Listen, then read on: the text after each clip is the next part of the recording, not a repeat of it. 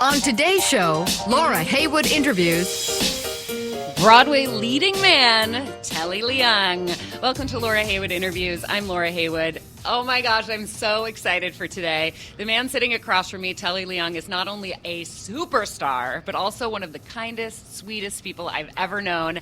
And I've known him a long time. My friendship with Telly dates back to 2009 when we were both early adopters using Twitter, back before terms like social media marketing even existed. He's been killing it on the Broadway stage for over a decade with roles in Rent, Flower Drum Song, Pacific Overtures, Godspell, Allegiance, In Transit, and most recently starring for almost 2 years in the title role in Disney's Aladdin. He's been named one of Out 100 by Out Magazine and a face to watch by the Los Angeles Times, so the world has certainly noticed this incredible man. Telly's here today to talk about Sing Happy, his solo concert that's returning for one night only, September 23rd at the Green Room 42, which takes an intimate and revealing look at the ups and downs of what it takes to be a professional singer, from joyful Broadway openings to a career-threatening event that almost ended it all.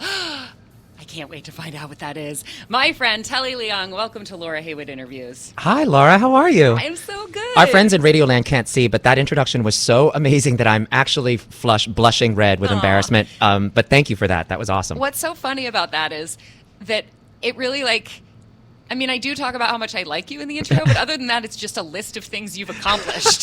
So you did all those things. It's so crazy. When you hear your resume back at you, you're like, oh, wow, that's right. What did you say? Over a decade? Over a decade? Over a decade. Oh my gosh. And it took me a full breath cycle to be able to read off all your credits. You're almost in double digits. Yes, almost. Mm-hmm. Almost. Maybe Rent, I'll get there one day. Pacific Overtures, Godspell, Allegiance, In Transit, and Aladdin. 7. Yeah, 7. I'm getting there. Yeah, and you've got so much of your career ahead of you. We'll see. It's one of those things where I sort of talk about this in the show too, where everybody in Sing Happy, where every show sort of feels like your last show. Every actor, it doesn't matter how many Tony Awards you have on your shelf, and it doesn't matter if you have Oscars and how many Broadway credits, but every actor sort of has that moment where they wake up and they go, I'm never going to work again. I'm never going to work again. I think it's true for any artist, anybody who does anything freelance. For me, I feel like that all the time. Yeah. People are like, you're everywhere. And I'm like, I don't know. I wake up and don't know where my next mortgage payment's coming from. Correct. It's the same. Every actor experiences that. It doesn't matter if you're a huge star and you have Tonys on your shelves, or if you're an actor just starting out, that's just, that will never change. I feel like the dream is to create something that you keep getting paid for, even when it's over. To write something that then becomes licensed. Yeah. And you can just lay back and accept a paycheck. Or you write one song that's, you live off the royalties. The great hit, right? Absolutely. But I bet those people have their own angst about, being a one-hit wonder. Or sure. Being Am I ever going to write anything again? Everybody's sort of, the thing is, I think it's always, I was actually sitting at coffee yesterday with a young actor who just reached out to me and said, we had done a benefit together, and she had said, can I pick your brain about what to do in this business? And I'm feeling very lost, and and as we got to talking, she was like, how are you feeling? And I was like, well, I just finished 2 years in a Broadway show, and and I'm doing a bunch of concerts and things, but I was like, I don't know if I'll ever be on Broadway again. That's sort of how every actor feels. And I talk about this in Sing Happy too, where I actually have a tradition where I and it started after Flower Drum Song, where I actually, at the final curtain call at the closing night of Flower Drum Song, because that show opened and closed in 4 months back in 2003, I actually instinctively just knelt to the ground and I kissed the Broadway stage. Oh my gosh. I actually put my lips to the stage, which is probably not the most sanitary of traditions to have. It builds your immune system. Right, but I've actually done it for every single closing night of every Broadway show I've ever done. Either if it's the closing night of the show because the show is done, or it's my last night. I've just kept it a tradition, and I think at 23 years old, when I was doing Flower Drum Song, I felt like, gosh, am I ever going to be on Broadway again? I had no idea at 23 I was going to be, luckily, back on Broadway again 6 other times. But every time you finish a show, even after Aladdin, after the year and a half, I was like, I don't know if I'm ever going to do this again. Let me kiss the stage and thank Broadway in a way, for having me, because I know, especially sitting at coffee with my friend yesterday, who's just starting out in her career. I know that I'm pretty lucky to have done what I've been able to do and gotten the opportunities that I've had. And, so I feel super lucky and privileged that those things have happened to me, and I've had those experiences. And I'm also aware that there's many people in New York City who would kill to do what it is that is my career. Yeah. So I'm truly thankful for it every minute. But I also think that drives you to, because that fear that you'll never work again, it drives you to just say yes to everything.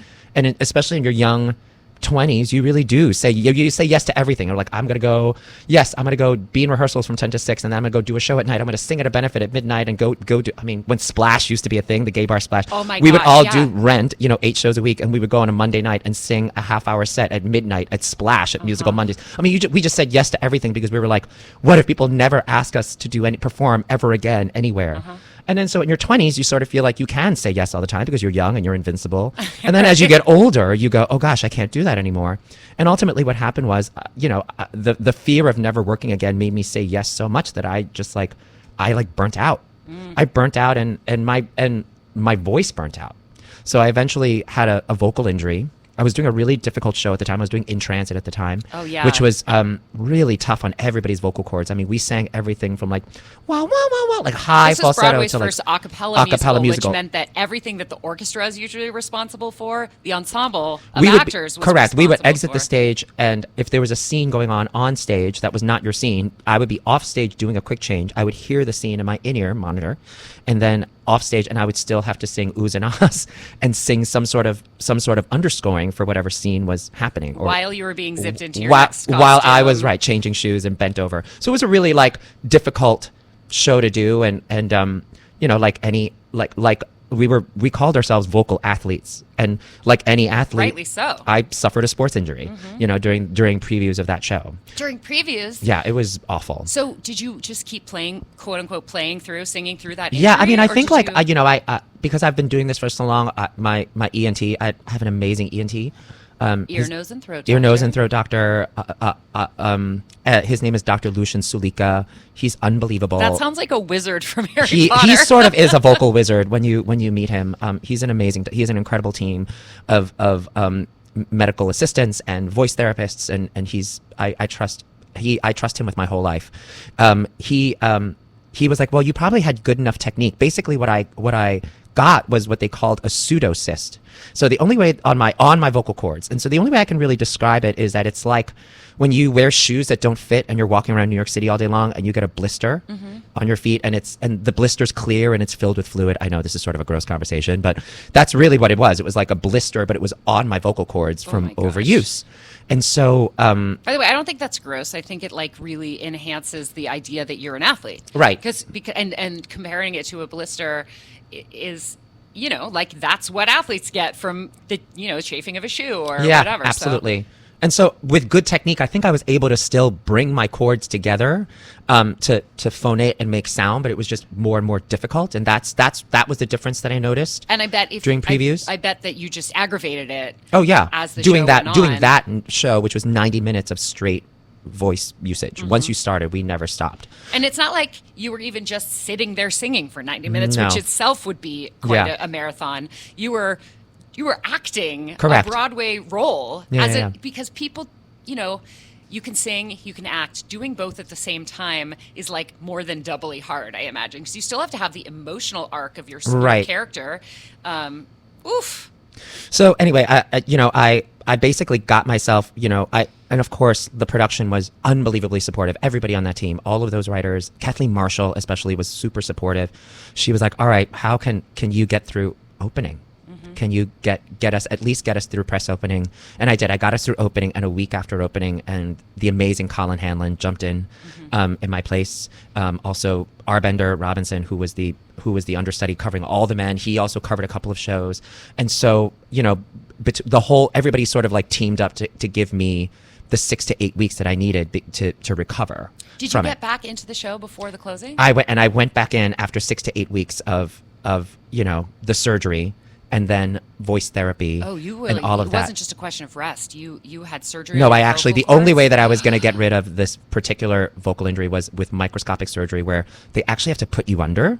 And then Dr. Lucian Sulika, he can't do it with lasers or anything because it's so your vocal cords are so delicate. He actually has to do it by hand with microscopic instruments. Oh my you're gosh. put under. The air tube that they use has to be a very special air tube because, you know, when you're out, you know, the air tube has to be the thinnest possible one so that it doesn't affect your vocal cords at all. And then the actual surgery is very fast. I went in very early in the morning. I went at like 6 in the morning. And then I fell asleep. I remember being on the surgery table and Dr. They go like countdown. Yeah, from they're 10? like countdown from 20 and I remembered like 17 and then I was out.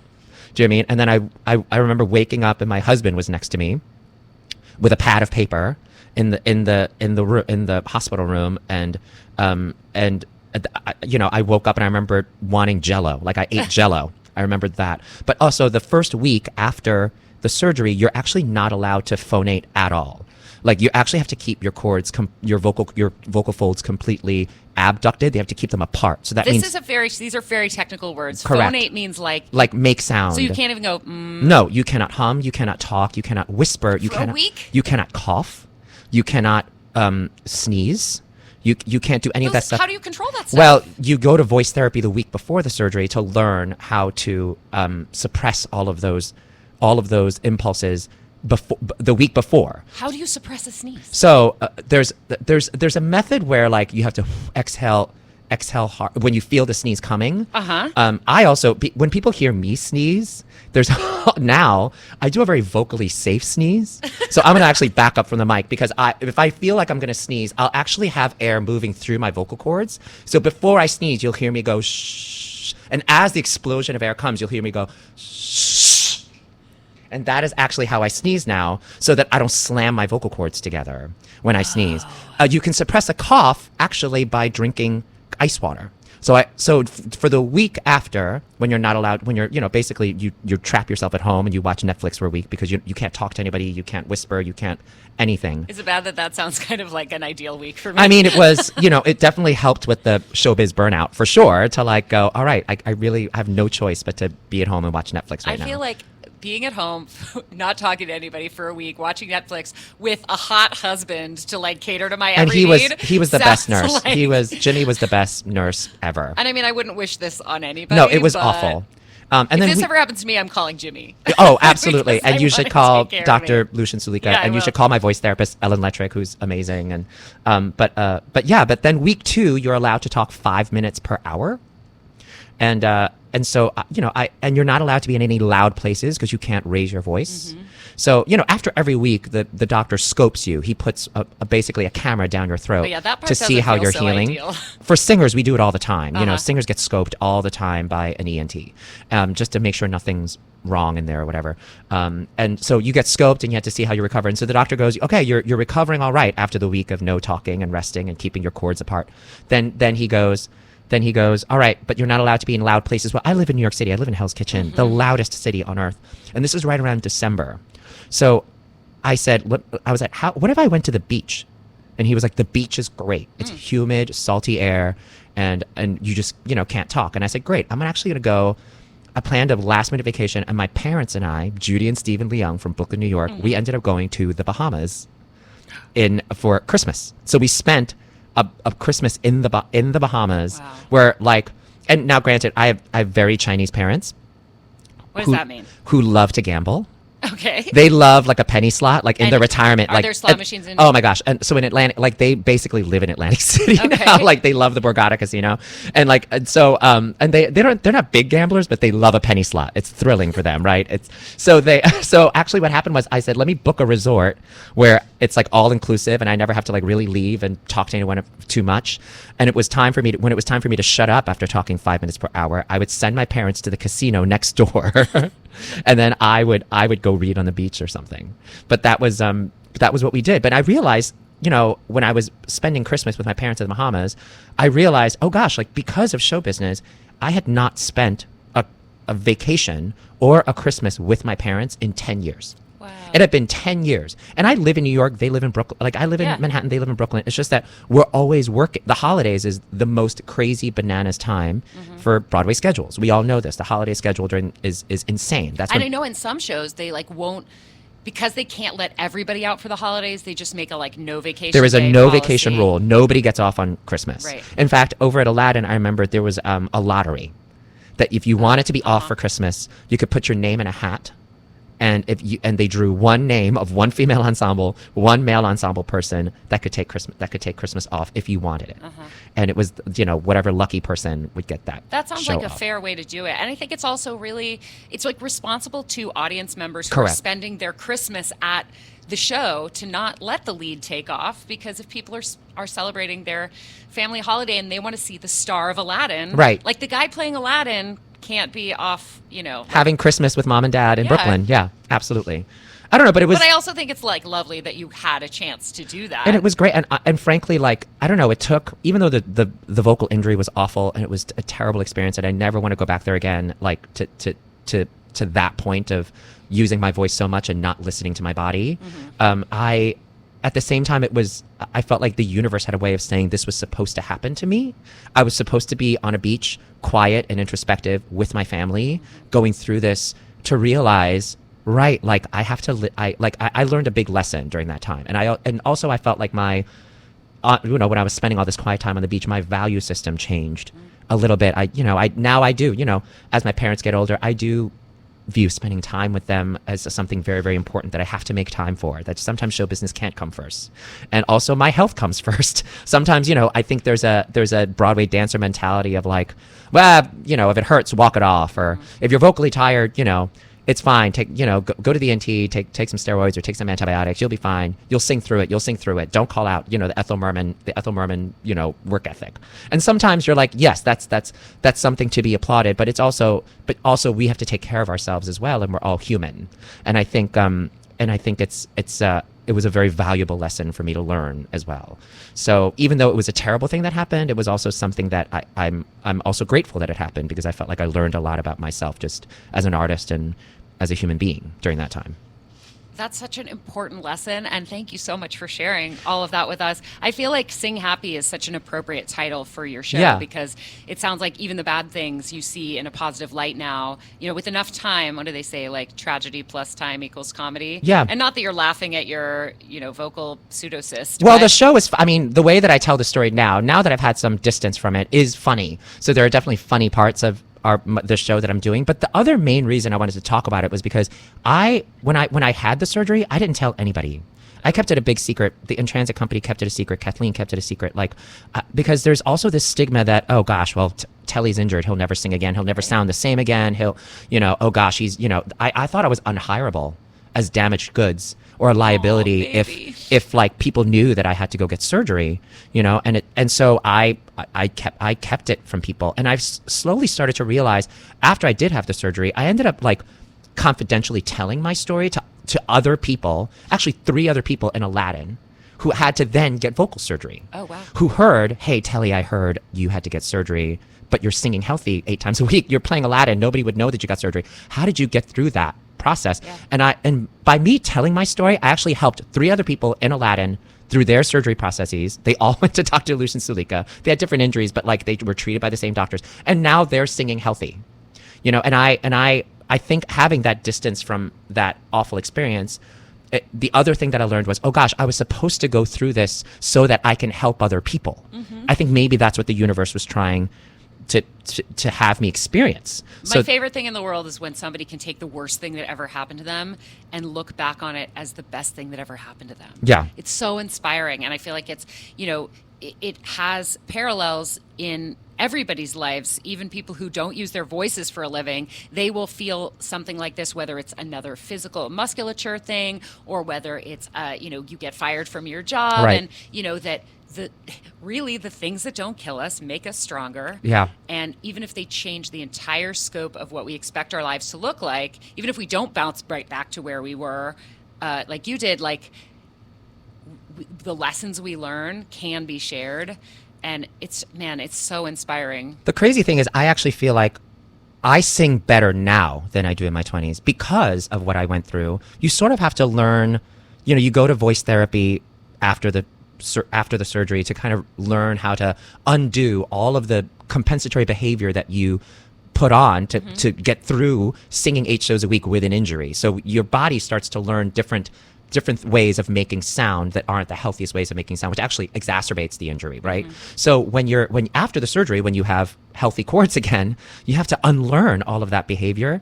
And now I have an amazing voice teacher in Liz Kaplan who is unbelievable. I mean, she is I call her like the voice angel because I feel like she's descended from heaven and helped all of Broadway sing healthy. She's legendary. She put my voice back together, piece by piece, half step by half step. And like she's unbelievable. And so I feel like I sing better now than I ever did in my 20s because I'm a smarter singer and I'm a better singer. And, I was like, I have to tell the story because if I feel like if I can tell this story and it helps other people, then it makes that bad experience worth going through. It's like but when we were off air, we talked about, we both turned big birthdays this year, right? Yeah. Should we? I don't know. I mean, here's the thing. I mean, doing Sing Happy, I was like, I have nothing to hide. I can't hide it anymore. Like, so we both turned the big 40. 40. Well, you turned the big 40. Yeah, and you've got it coming And I've got up. it coming in January. I will tell you, it's such a relief to be on the other side of it. I remember the day before my 40th birthday, I was like, today I'm the oldest 30-something in the world, but tomorrow I'm going to be the youngest 40-something in the world. And also, like, because I think you and I both read younger. Yes. There is, for me, I have this point of pride sometimes when I get to look people. You don't get this particular benefit, but like when I look people in the eye and I go, I was born in the 70s. And they look at me like that means, like as if I'd said I was born on another planet. They're like, the 70s? The Dark Ages? I mean, I was barely born in 1979. Right. But technically I was born in born the in 70s. And it's fun to watch the look on people's faces. And I know that they're going to say something like, I'd never guess it. And that makes me feel good. I know. So, and that's another thing in show business, you used to, hide if you had vocal surgery, don't talk about it, and don't talk about your age. That was like don't tell people how old you are. And guess what? With the internet nowadays, I can't hide my age. Plus, like it's all over the internet. If you were 30 instead of 40, then you wouldn't have been old enough to be on Glee. Right. Right. Right. And so, with our resumes, especially when you have an extensive backstory, like anybody who was in Rent on Broadway, even if they were in the closing cast like you were, you're going to be able to age them approximately. I mean, when we were Warblers, I remembered I was 30.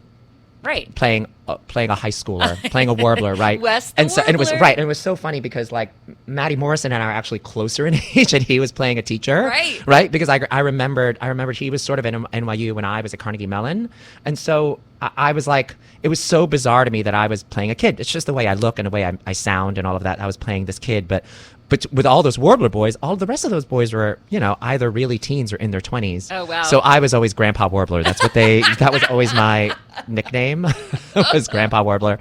And I was always like the senior one in the group. Right.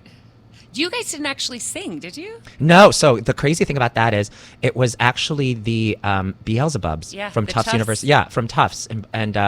And it was just one of those things where they already had this incredible sound and these incredible arrangements already done. So what happened was they would take their vocals that they recorded, they would plug in, either Darren Chris's or Chris Colfer's vocals on top of that. And all of us, when we auditioned, actually all of us that were Warblers were singers. Because we all had to sing for auditions. So I think maybe that was an option at one point, that we were going to sing our own stuff, but it was just easier to separate the two. I think must have for had producing. to learn the tracks. We did, so we had to learn the part. We had to learn all the parts. You can't just sit there going like lip syncing. Right. You got to know. No, we had to know like, hey, you're a tenor on this track, so learn the tenor oohs and ahs and parts and dits and doodots. And the crazy thing is, when I worked on In Transit, I actually got to work with Deke Sharon, who is unbelievable. He's like the sing off, Pitch Perfect. Those are like his babies. Deke and I have known each other since I was 14 years old. He's maybe one of my oldest friends. Yeah. Because his a cappella group, the House Jacks, came and performed at my high school. I became a super fan. Go figure. I was a super fan. I'm a super fan of him. And like, I ended up, when I was in college, I dated one of his bandmates. And like, we're family, Deke Sharon and I. So when he came to Broadway, like, with In Transit, it was like all my worlds coming It was together. wild because all those years later, you know what, like Glee was what, 2000, 2000. No, 2010, 2010, I was gonna say. 2011. Like all these years later in, 2015, we bond over the fact that we both worked on Glee, but we never met. Do you know what I Right. mean? Because he was working on those arrangements. Well, he is and was and always will be a Beelzebub. Right. From Tufts. I created one of the first all a cappella radio shows in the country in the 90s. That is so cool. When I was a college student. And I was able to do that because when I left for college, Deke Sharon sent me away with a stack of collegiate a cappella albums. And he also published my mailing address, the radio station mailing address, in what was then a one sheet U.S. Postal Mail mailing list letter for something he created called the Contemporary A Cappella Society, which is now like a massive national organization. Right. And so this was right when recordable CDs had become a thing. So every college group in the country, even if they didn't have access to a studio, could record an album in their basement. Right. I became this little local celebrity in the a cappella community. And Rockapella, remember the group Rockapella? Absolutely. They came to Seattle, where I was going to school, and they sold out the Seattle Opera House, which is 3,000 seats, and they invited me at age 20 to introduce them on stage. So a cappella was my entree into radio, and radio was my entree to New York, and New York, of course, is where Broadway Girl was born. Right. And now here I am back doing radio, and it literally all traces back to Deke Sharon. Wow. And the fact that his a cappella group, the House Jacks, happened to come and sing at my high school in 1993. You were so ahead of the curve. You had a radio show about a cappella. You were ahead of the big a cappella craze. That's right. Yeah. And I really truly believe that if social media had existed then, Mm-hmm. I would have been a cappella girl. I never would have moved to New York, or maybe I would have, but I would have become a social media celebrity in a cappella. Right. And I probably would have had a cameo in Pitch Perfect or whatever. Yeah. And, after that, I worked in sports talk radio. And if social media had existed then, I would have been Bay Area baseball girl. Right. And I would have become a social media celebrity in the San Francisco sports world. And my destiny as a professional enthusiast was locked in before social media. Right. I was a professional fan of a cappella, and then a professional fan of baseball, Right. and then and all these things.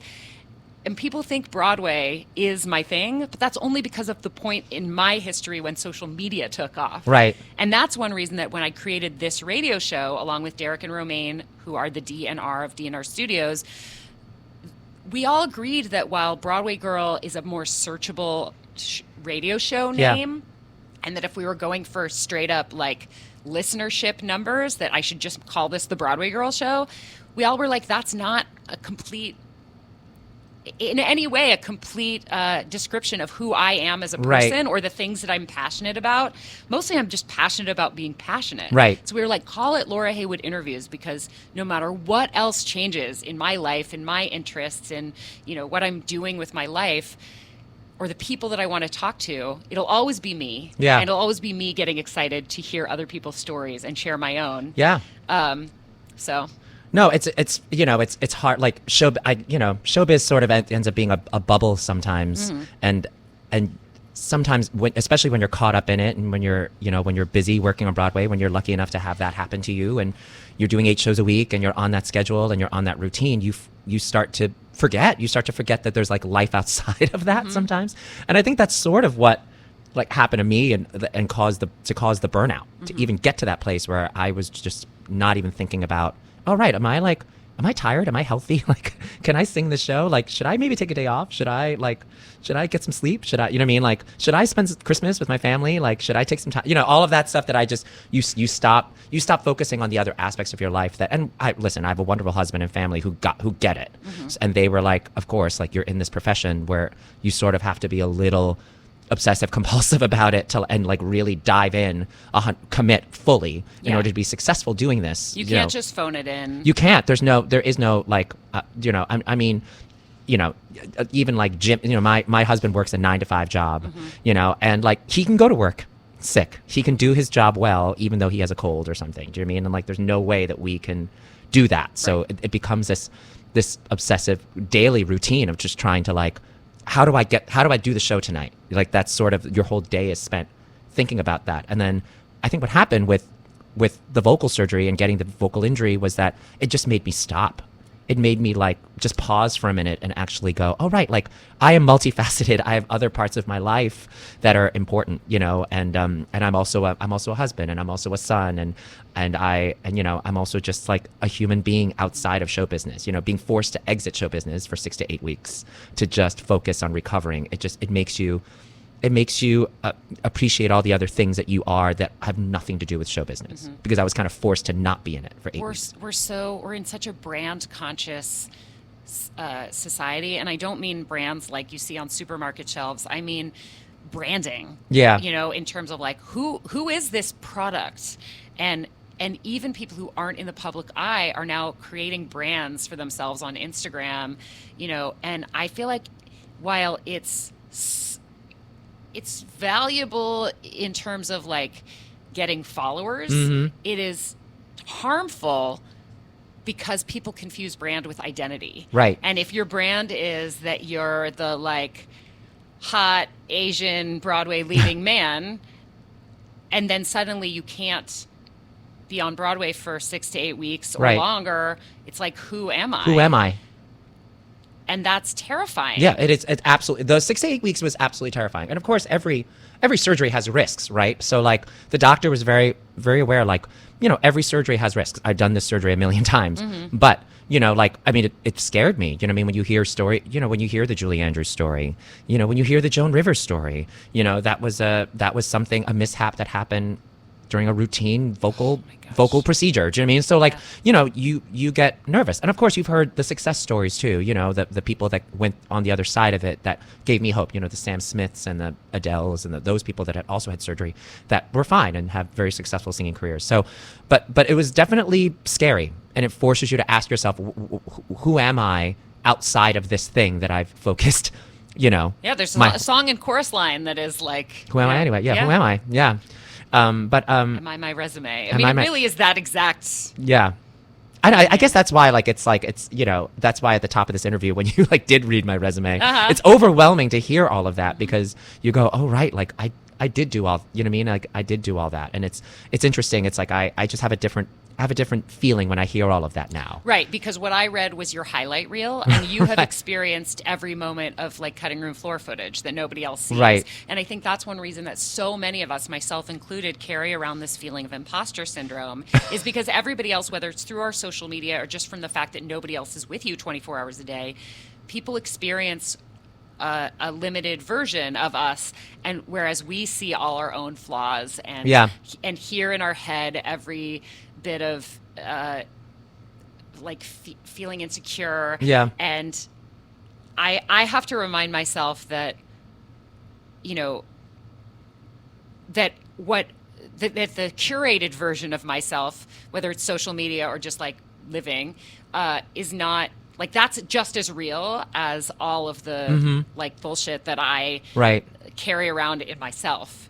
I think it's interesting. You and I mean, since we're both the same age, you know, basically, like, we're very lucky in that we're in that generation that remembers, you know, we remember rotary phones, and we remember answering machines and you know, call waiting and star 69 and, do you know what I mean? And like, we remember that. We remember like carrying quarters around for the payphone, and like, but we're also extremely savvy when it comes to like, oh, the new iPhone 11. Like we are very savvy when it comes to what the new technology is and how to communicate in this way, in this new world now, this new digital social media world. I feel like in, you know, 60 years, when people our age are coming to the end of our lives, assuming life expectancy stays around 100 years, that our brains are going to be studied, because basically we didn't get cell phones until college or beyond, and that so basically our brains were more or less already formed before social media came along, and that creates this line in history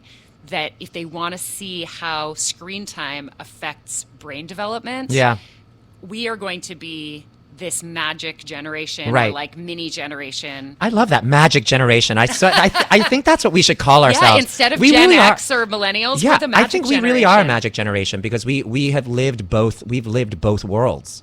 we've lived pre-internet and post-internet world, and we're equally savvy. We were so developed in that pre-internet world, and like full, adult human beings, really. Yeah. That like, right, like it was right around college. So I would have been 20 or 21 when I actually got my first like Palm Pilot. I remember my first like smartphone was a Palm Pilot. Wait, the Palm Pilot didn't Palm have OS. I did it have a phone? It was a phone. It was like a phone, and it had a keyboard. You could answer emails on it, and it had a stylus. Wow. And it was huge. There's a picture of me at the Virginia Theater, which is now no longer the Virginia Theater now. That's how old I am. But it was like 2003. There's a picture of me in the dressing room of Flower Drum Song.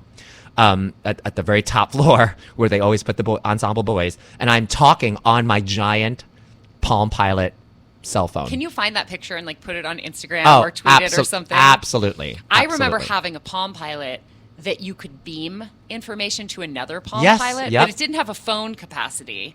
It was just like if you had a Palm Pilot, I could be like, okay, I'm going to beam you my contact info. Yes. And it was like magic. So again, the magic generation. We were just gifted all of these things. Let's coin that. Magic generation. I love that. Me too. Magic 40. I'm going to embrace it. Like we'll call it like 1978 to 1982. Yeah. The magic generation. I mean, I remember graduating from Carnegie Mellon University, and I had a service number still. Oh, like in another 100 company. people, right? Yeah. Or my service will explain. I had a New York service and an LA service. And so what does that mean? It's an it's an answering service. Yeah. Correct. So like we didn't, so that people didn't have your home phone.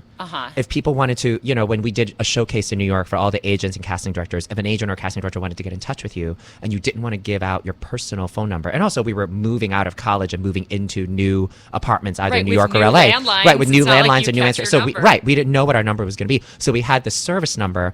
Actors you would call your service every day, a couple of times a day. Depends on how obsessive you were. Like, do I have an audition tomorrow? Right. Like, did I get the call back? You would call the service and go, do I have any messages? And the service would go, oh yeah, you have one message from, Bernie Telsey Casting or something. So if I called and I was like, I call the phone number you give me. Yes. Does somebody pick up and go, Telly Leung's line? Yeah, they go, or some of them were digital. So some of them you could go, leave a message for Telly. And then I would call the service, I would push in my code, and I would be able to hear all those messages from that service number. Or it's some services were actually old school. Like they would have somebody going, do you have a message for Mr. Leung? And you would go, yes, please call Laura Heywood back at, 555-5555. Oh my gosh, I can't believe you just gave out my phone number on the air. I suppose I should change it from 555-5555. You know what I mean? But like absolutely that was old school. Yeah. Like a messaging service, But yeah, I remember that. I remember those days. That's a dead industry. I think those lyrics changed actually. Oh, for the new company? Yes, for the new company. I think because it's updated and I cannot wait. Okay, so for anybody who's been living under a rock, Company, the Stephen Sondheim musical, which was most recently revived in 2007 with Raul Esparza starring, is coming back to Broadway in a production that has been in the West End, and they've gender swapped it. I cannot wait to see it. It's Bobby, the lead character, is now played by a woman. Katrina Lenk. Tony Award winner, Katrina Lenk. And Patti LuPone is playing Joanne. Yeah, and that's the other cool thing is that some of the genders have been swapped, but some of the relationships are now gay relationships. Yeah. And Joanne, the older sort of mentor the Elaine figure, Stritch. the Elaine Stritch role is now Patti LuPone. So they didn't gender swap that, which I feel like was a good call. I cannot wait to see this production. I can't wait. I've heard the most amazing things about it. I feel like we're about to get a round of like awesome revivals. Well, good. Like It's about time. with Caroline or Change too. Like Yeah. I remember seeing that show and being so and loving kind of the experience of that, the original production.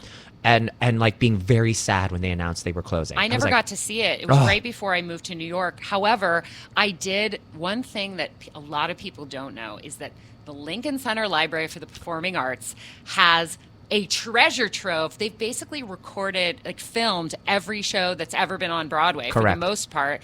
And they're for research purposes only. You can't go in like with a bucket of popcorn and just watch whatever you want. But they're pretty lenient about what counts as research. Right. And so I had the opportunity to interview Anika Noni Rose. And so I went to the library and I was like, I'm interviewing Anika Noni Rose, so I need to see her Tony-winning performance. Yeah. And they were like, okay. And they gave me an appointment time, and I came back, and they gave me this ridiculously large set of headphones and like a ridiculously old television monitor, and I got to watch Caroline or Change.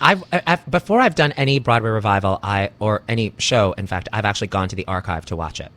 So that counts as research. I remember I did an M Butterfly at Philadelphia Theater Company when I was 26, and I went to go watch the original Broadway production with, B.D. Wong and John Lithgow, and it was, having that. It's an amazing resource. That New York Public, Library for the Performing Arts is unbelievable. And actually, they have a great. This is like date night for my hubby and I. My hubby, who's not in the business, Jimmy, he actually works for the Smithsonian. Oh, cool. Which is really cool. They have an office in New York, and he works for them. But he's the biggest theater fan I know. Like I call him like the biggest showmosexual I know. Like he loves theater, and there's a great Hal Prince. They're doing a whole Hal Prince like exhibit there right now, and so in a couple of weeks, that's like our date night is to go to the Hal Prince exhibit. That's awesome, and that is not something you need to be doing research to go to. That the Library for the Performing Arts is like a museum. And it is worth a visit to anybody who wants to go see, like, man, they have these cases that have like the original letters of whoever. Well, back in the day, when I was a young actor auditioning, and there was no musicnotes.com, and you couldn't get music digitally online, you had to go to the library, check out the score of the West Side Story, check out the score of Carousel, whatever it was, and like Xerox the music. Oh my God. I mean, it's somewhere, in my house or in my storage unit is still probably a Xerox card, because you had to get a Xerox card, load the money on the Xerox card, prepay on the card, so that you could use, the Xerox machine at 10 cents a copy to Xerox sheet music. Hashtag for your Magic next Generation. audition. Magic Generation. That was my generation. And, there was no like, let's Google where this score is. Like, you had to go to a card catalog and pull out that score. My version of that was, I was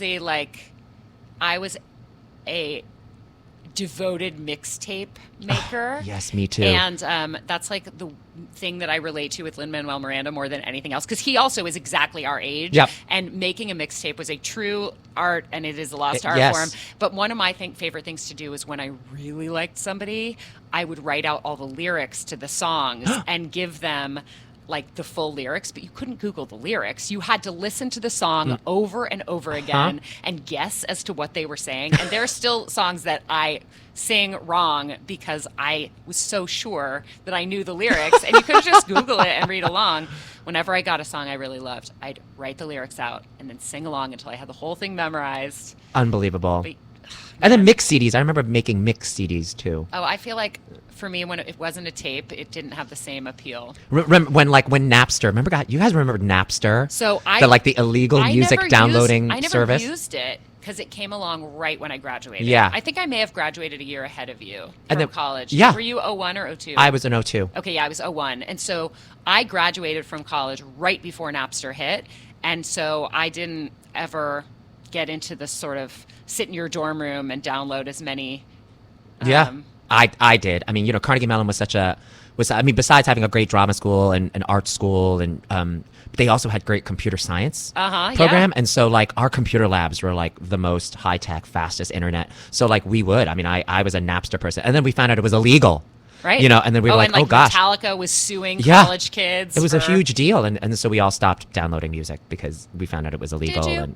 And I actually did. I actually did. Because I was like, oh, right. Like, this is what I do for a living. I guess I shouldn't participate in this. It's like smart. it's like back in the day, back in the AOL days when this is like, I'm also like a big showmosexual as well. Like, I was such a fan. I was on all of those AOL chat rooms for theater, for Broadway. And, people had no idea that I was like a 16-year-old theater fan trading bootlegs of Rent. Oh, my gosh.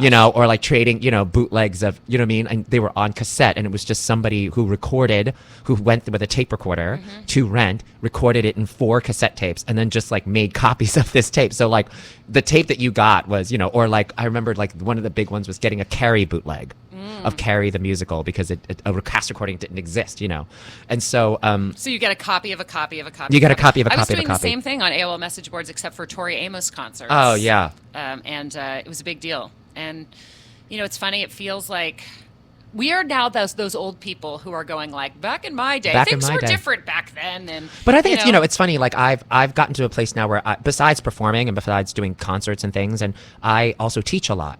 So I am now interacting with, the 18-year-olds that I teach now were born in 2001. So they are now, if I'm teaching freshmen, they are now really born in they're born in the 2000s, the new you know, millennium. Yeah, the new millennium. So I mean, it's these are the people who are at the same age as the characters you're playing on stage. well, yeah. I mean, how old is Aladdin? Thank goodness for genetics. Aladdin is supposed to be a little older than he is in the film, which Okay. means he's in his mid-20s. So, all right, I mean, you know, listen, and the I thank people Mom you're and- teaching are right, and that now they're like they're- 18 to 20, yeah. right? So I've done a lot of university teaching, and I think it's important for us, for our Magic generation, to tell these kids, like, this is just so you know, this is how it, you know, because I feel like there's with this generation.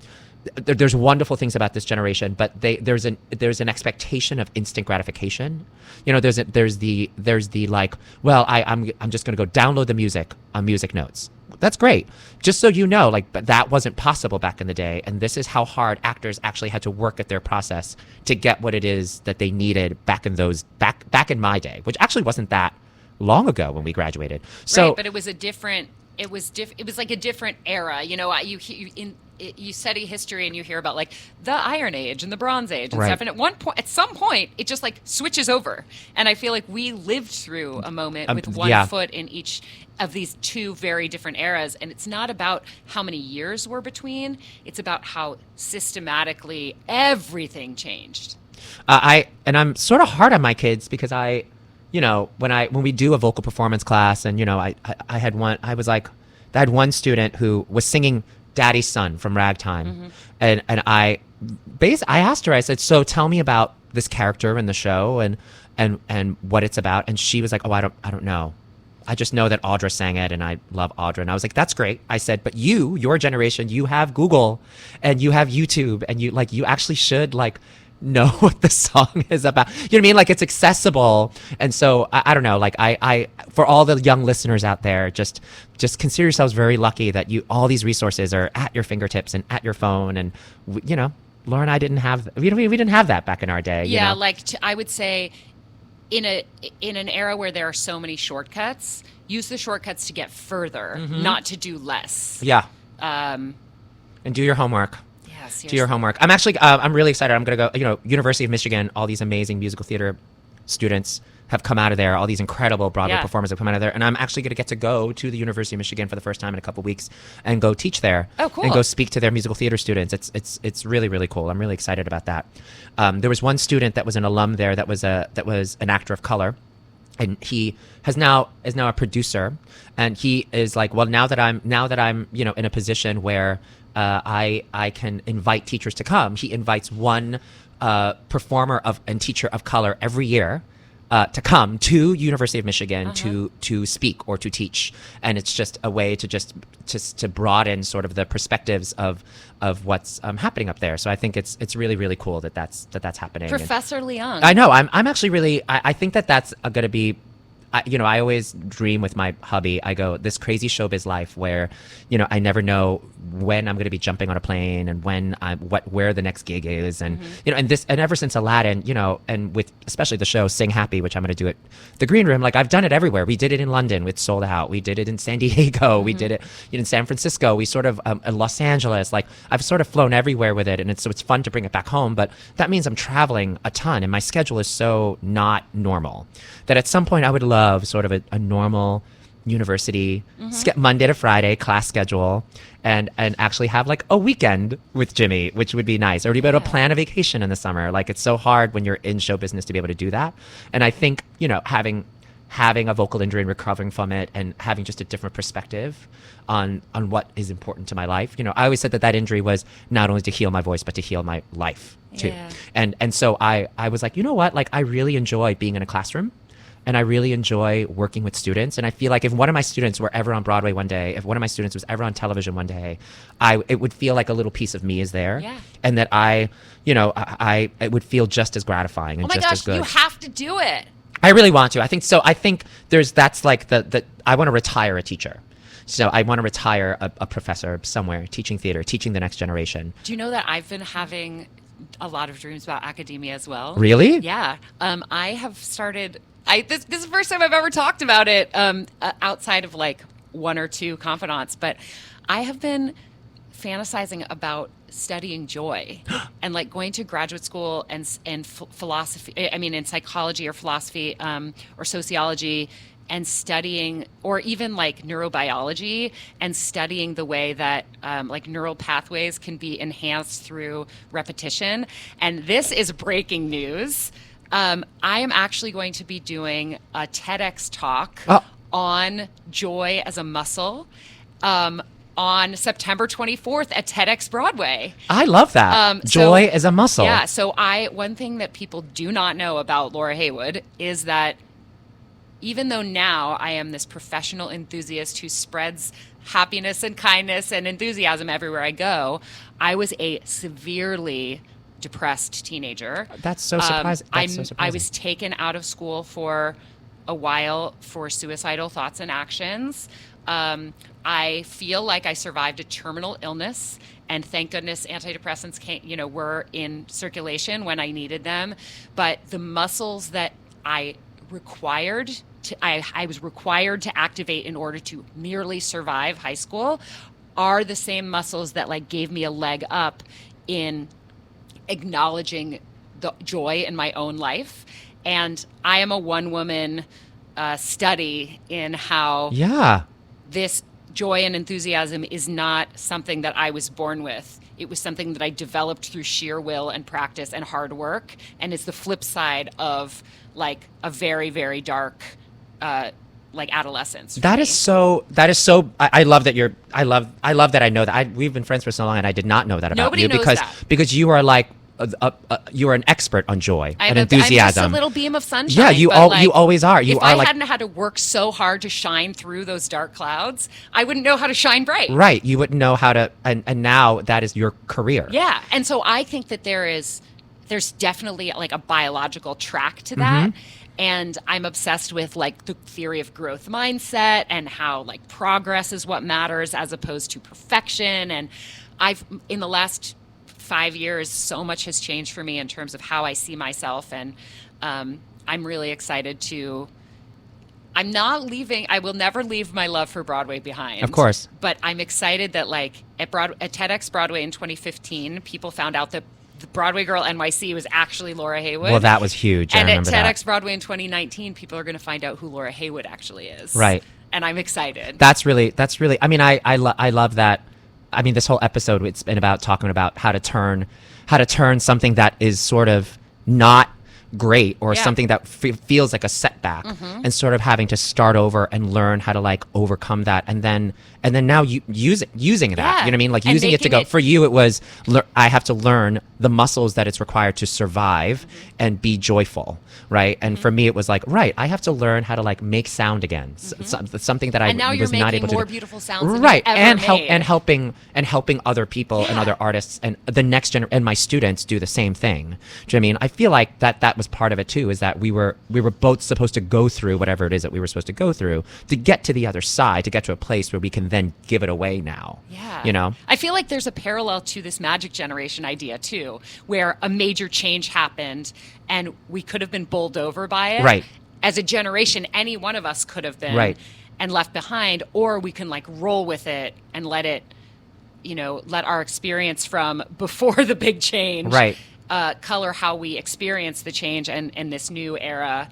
And like, I really feel like we're killing it, Telly. I think we're doing it too. I also think that like I think why you and I also love Broadway is that, think about it, in this era in this digital era, this internet era, like the theater is the one place that you turn off your phone. Like you turn off your phone and you experience something together, communally, all together. You know what I mean? You turn off your phone when you go to the Green Room 42. You turn off your phone when you go see a preview of Slave Play, or when you go see Company, or when you go see, you know what I mean? Like, and that's, you definitely turn off your phone at Company because Patty will come and get you if you don't turn off your phone. But I think that's our generation remembering what it was like before we had the phone. Yeah. Right? When you had to like go, all right, I can't answer every text message and phone call as it comes in. I actually have to like wait till the play is over, maybe get to a payphone and call my answering machine to find out if I got any messages or not. Well, I've always loved you. I feel like we've gotten through so much in this hour. We're almost out of time. There are two more things that I want to do. One is I want to remind people that Telly will be performing his solo show Sing Happy for one night only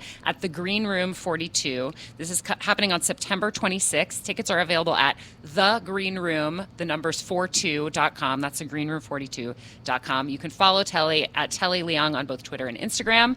And then I close every show with the opportunity to raise up an organization that's doing good that is important to my guest. I firmly believe that there is no reason to have a public platform if you're not using it to make the world better. Agreed. And I know that the cause that you've brought in today is one that is close to both of us. Yes.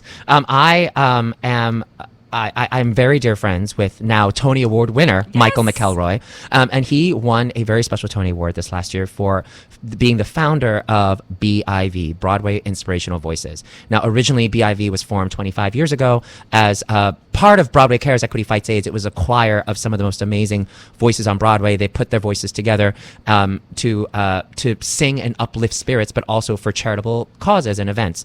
Eventually, the choir would end up performing on the Tonys and backing up, incredible artists and all of that, over the years. And then they would also partner with other amazing organizations like the Ronald McDonald House to work with underserved or underprivileged kids in communities that did not have access to music and arts. And so, besides being this amazing choir that is entertaining and some filled with truly the best voices on Broadway. Yeah, like 100 Broadway shows or more between the members of the group. I challenge anybody to go and not cry. Yeah, and goosebumps are mandatory. And they've reached out their tentacles to use music and to use the power of their voices to not only lift spirits but to help the community. Their work with Ronald McDonald House, they work with Covenant House. It's unbelievable, and they partner with all these incredible also Broadway composers have now given their blessing to have their work rearranged in a new way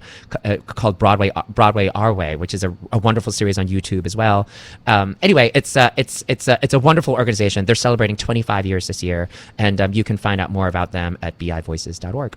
And also BroadwayInspirationalVoices.org is another, just to remember the name all in one place. Telly, I am making a donation to Broadway Inspirational Voices today in your honor. Awesome. And I am going to ask everyone listening to do the same.